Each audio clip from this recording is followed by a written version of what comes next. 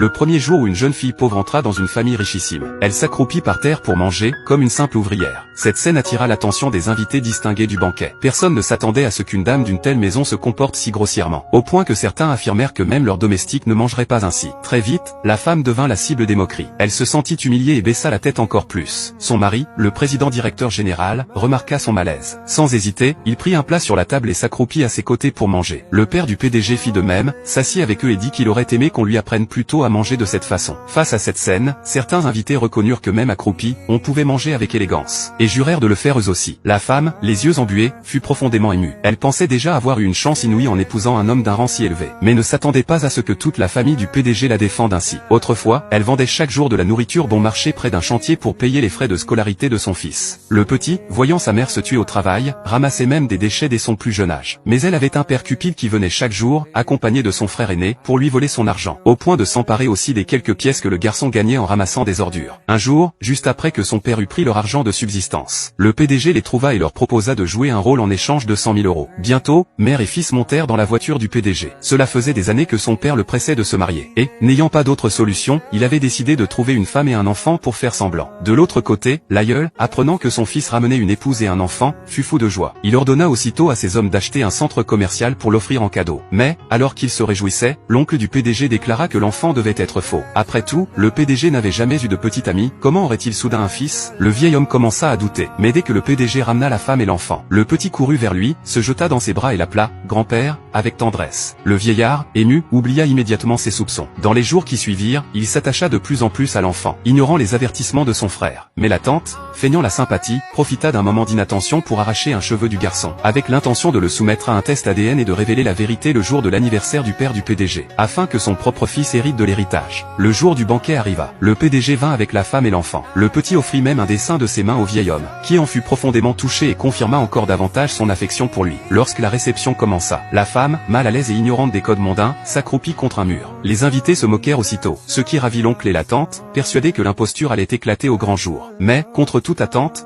le PDG et le vieil homme s'assirent volontairement à côté d'elle, ce qui glaça leurs adversaires. Pris de panique, l'oncle et la tante révélèrent la véritable identité de la femme, et affirmèrent qu'un test ADN était déjà en route. À ces mots, la femme laissa tomber ses couverts. Le vieil homme, bouleversé, sentit son souffle se couper, et, hors de lui, accabla le PDG d'injures. C'est alors que le test ADN arriva. L'oncle le remit au vieil homme avec empressement, sans savoir qu'à l'intérieur se cachait une énorme surprise.